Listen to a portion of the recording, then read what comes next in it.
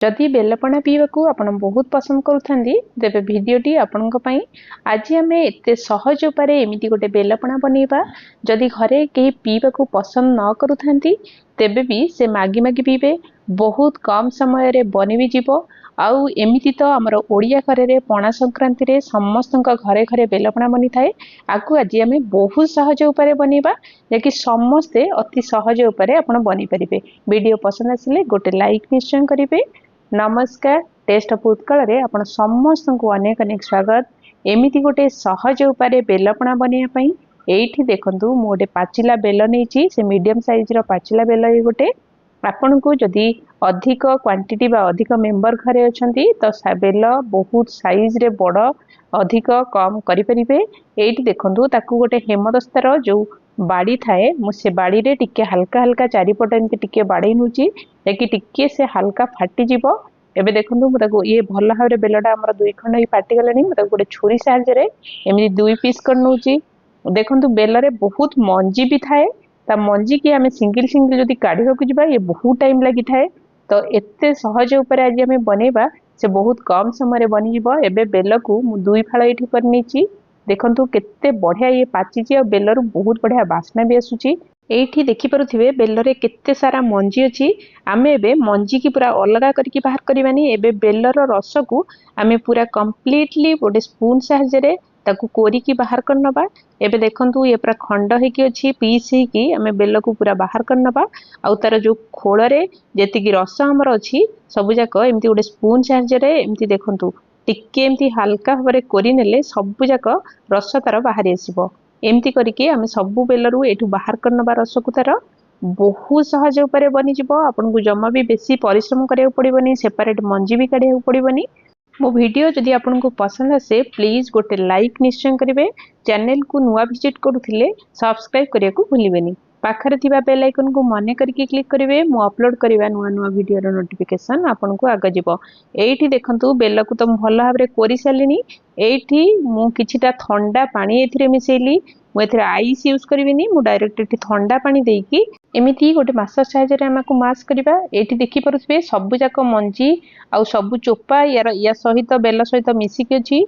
एबे आमे ई मास्टर साहाय्य को मास करिया द्वारा ये पूरा अलगा ही जिवो। आउ टिके बेसी पानी एका थरे के देबेनी। तो हमकु हमर ए जो प्रेस करिवा मास्टर साहाय्य रे आकु मास करिवा तो बेल भल भाबरे मास ही परिबनी। अल्प अल्प पानी देकी आकु बनेबे। एबे जदि मझिरे दरकार पड़िबो आ टिके टिके पानी ऐड करिवे। जदि आपनक पाखरे एमिति मास्टर नहीं आपण चाहिले को हाथ रे चकटी की भी यार मंजी और खदड़ा अंश को बाहर कर दे परिबे। एबे देखंतु आकु प्रेस करी करी मु आकु भल भाबरे तार रस को बाहर कर सालिनी। एबे एमती गोटे बड़ बाउल ले मु गोटे स्टेनर रखी की आमे जो रस बेलर रस को बाहर करले ताकू आमे देई दबा। एमिति दबा द्वारा हमर बेलरे किछि खदड़ा अंश रहिबनी कि मंजी भी रहिबनी। तो बेलपणा हमकु पीबा को बहुत बढ़िया लागिबो। एबे देखंतु मु गोटे स्पून साहाय्य रे ताकू टिके प्रेस करूची। एमिति प्रेस करी करी आमे कंटिन्यूअस को प्रेस करिबा भल भाबरे यार रस निगलला पर्यंत। देखंतु ये रस सब जाक बाहरी गलानी।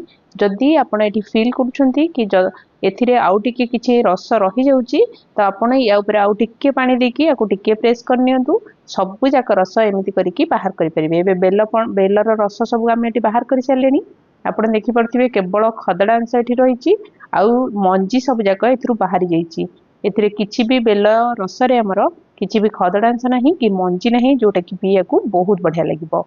एबे आकु हमें बाहर करि सालेनी। आकु साइड करिबा। एठी देखंतु मु बेसी पतला कि आकु बेसी बहळा करनी जेति कि आपन को दरकार। मु आपन कंसिस्टेंसी टिके देखौची केते बढ़िया देखा जाउची। एथिरे किछि भी खदड़ा अंश नाही। एबे आकु मु गोटे बड़ बाउल को दे दोची। एथिरे आमे किछिटा हमर फ्रूट्स ऐड करिबा। मु बहुत फ्रूट्स दउनी। एमिति तो बेलपणा पीबा को निजे बहुत भल लागि थाए। मु एथिरे बेसी फ्रूट्स ऐड करनी। आकु सिंपल वे रे जे मु बनौची। एबे देखंतु एथिरे एबे स्वाद अनुसार मु टिके एठी चीनी ऐड करूची। आपण चीनी जगह रे चाहिले गुड़ भी ऐड करि परिबे। आपनको पसंद ऊपर डिपेंड करे। आ मिठा एमिति तो बेल टिके मिठा थाए तेनु एठी टिके कम क्वांटिटी रे मु चीनी देली। आ टिके कोरा नडिया एठी मु ऐड करूची। एठी देखंतु दीटा मीडियम साइज रो कदली की मु एठी काटी के नैची। आपण चाहिले पूरा ताकू हाथ रे चकटी भी परिबे। चकटी की नवा द्वारा ये टिके कळा जल्दी पड़ी जाई थाए। ଆଉ କାଟିକି नबा द्वारा ये जल्दी कला पड़ी न थाए आखि की देखिया को बहुत भल देखा जाए। एबे देखंतु एठी मु गोटे बूंदी लड्डू ऐड करूची जोटा कि बिल्कुल ऑप्शनल अछि। आउ टिके भल फ्लेवर आउ चटपटा पई एठी मु टिके गोलमरिच पाउडर दउची।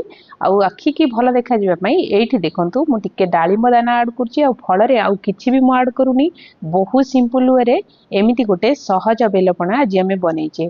देखंतु ये एबे आकु हमें भल भाबरे टिके मिसेई नबा जेमति कि चीनी हमर बेल सहित भल भाबरे मेल्ट हे जिवो।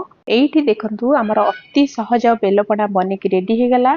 एबे आकु हमें ठंडा ठंडा एमिति सर्व करबा। एथिरे मु आइस क्यूब ऐड करूनी कारण मु आकु ठंडा पानी रे पूरा बनेइथिली। एबे देखंतु मु आकु केते सहज उपारे बनेइची। आपण चाहिले एथिरे छेना अलगा टाइप रो फ्रूट्स भी ऐड करि परिबे किंतु आकु मु बहुत सिंपल वे रे बनेइची।